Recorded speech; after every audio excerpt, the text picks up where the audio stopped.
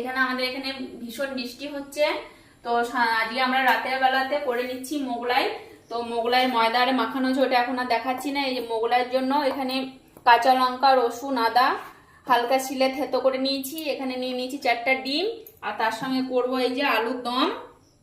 সেই জন্য এখানে এই যে বিলাতি, পেঁয়াজ, রসুন, আদা, কাঁচা লঙ্কা শিলে বেটে নিয়েছি। মোগলাইয়ের জন্য পেঁয়াজ কুচি করে নিয়েছি, একটু ঝাল লঙ্কার গুঁড়ি, হলুদ, নুন। আলুর দমও দিব আর মোগলাইতেও দিব।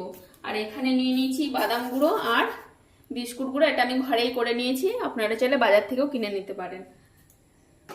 এই যে মোগলাই মশলাটা আগে করে নিয়ে তারপরে আলুর দমটা করবো, তারপরে মোগলাই তৈরিটা আপনাদের দেখাচ্ছি।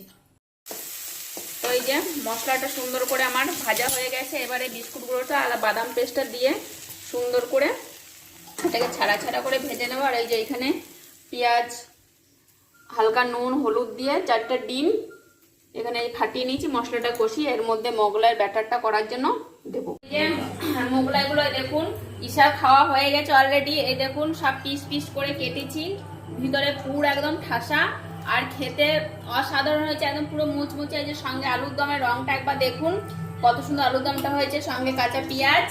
আর এই যে অলরেডি আমার 3টা ভাজা হয়ে গেছিল, সেগুলো দেখানো হয়নি। গরম গরম ঈশা আর ঈশার বাবা হাতে হাতে খেয়েছে। তো এই যে এগুলো এখন আবার ভাজা হয়েছে, তোলা হচ্ছে, খাওয়া হবে।